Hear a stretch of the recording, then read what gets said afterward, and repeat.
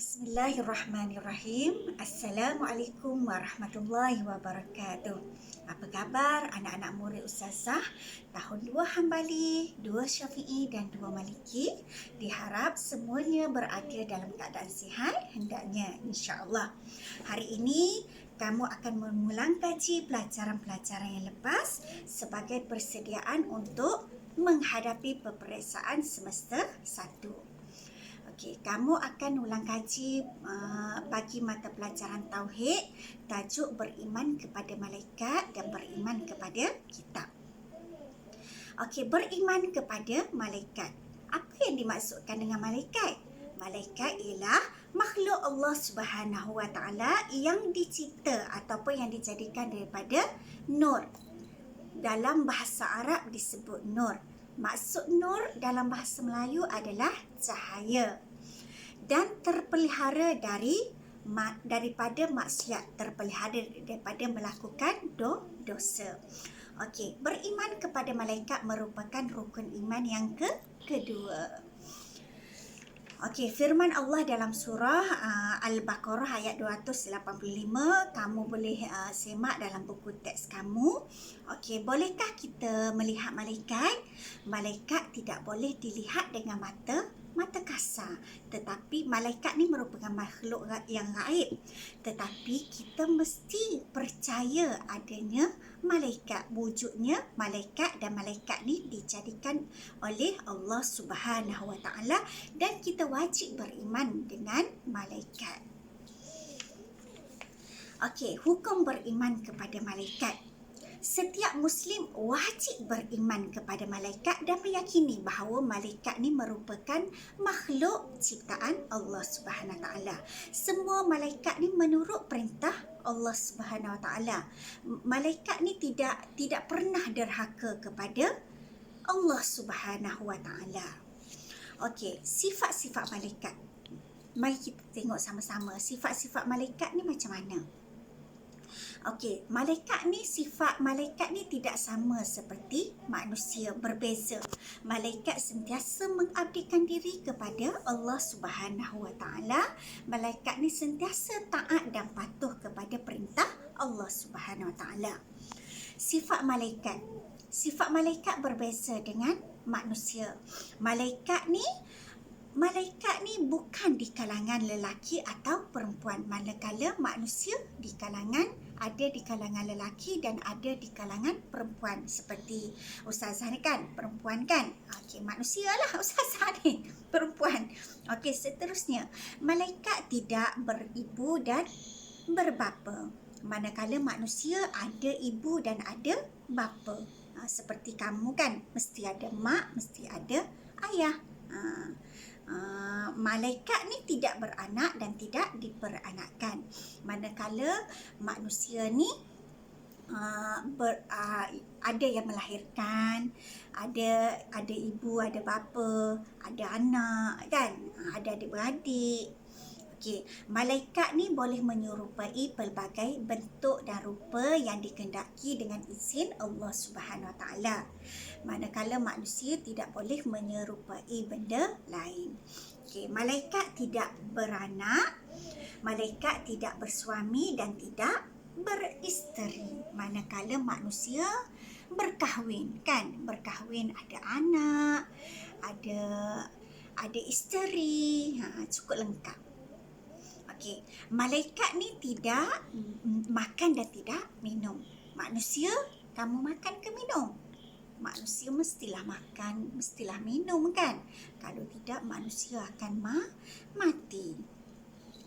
Okey, tu sifat perbezaan antara malaikat dan manusia. Sifat-sifat malaikat, sifat-sifat manusia.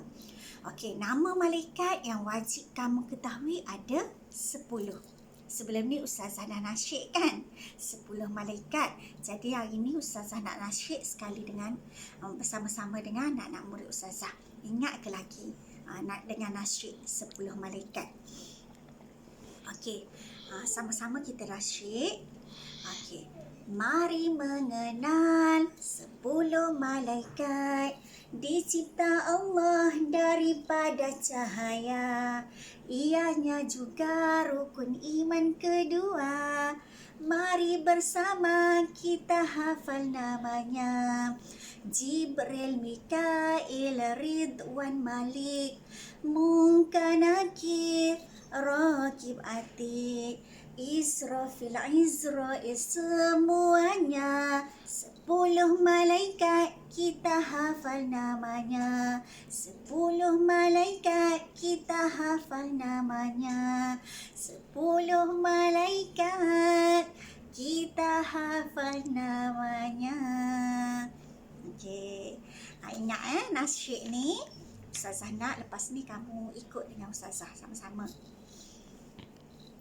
Okey, seterusnya tugas malaikat yang wajib diketahui. Okey, ada 10 malaikat yang wajib diketahui kan, bersamaan dengan 10 juga tugas malaikat yang wajib diketahui. Okey, malaikat Jibril ataupun malaikat Jibril, tugasnya apa? Adalah menyampaikan wahyu. Seterusnya malaikat Mikail, tugasnya adalah menurunkan rezeki, memberi rezeki. Okey, seterusnya Israel, tugasnya adalah mengambil nyawa. Yang keempat, Israfil, meniup sangkakala. Okey, seterusnya malaikat Munkar. Okey, seterusnya malaikat Munkar menyoal orang mati dalam kubur. Malaikat Nakir pun sama, menyoal orang mati dalam kubur. Malaikat Malik menjaga neraka. Malaikat Ridwan menjaga syurga. Yang kesembilan, malaikat Rakib mencatat amal kebaikan. Malaikat Atik sebelah kiri mencatat amal keburukan. Okey, selepas ni kamu nak kaji 10 malaikat dan tugas malaikat. Okey, apa hikmah beriman dengan malaikat? Dapat meningkatkan keimanan dan ketakwaan kepada Allah Subhanahu Wa Taala. Kemudian meyakini kekuasaan dan keagungan ciptaan Allah Subhanahu Wa Taala. Kemudian dapat menghindari diri daripada melakukan perkara yang tidak baik. Okey, seterusnya beriman kepada kitab.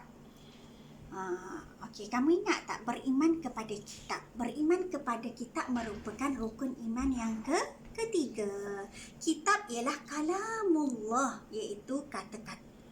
Kitab ialah kalamullah, yang kata-kata Allah yang diwahyukan kepada para rasul melalui perantaraan malaikat apa? Malaikat Jibril ataupun malaikat Jibril.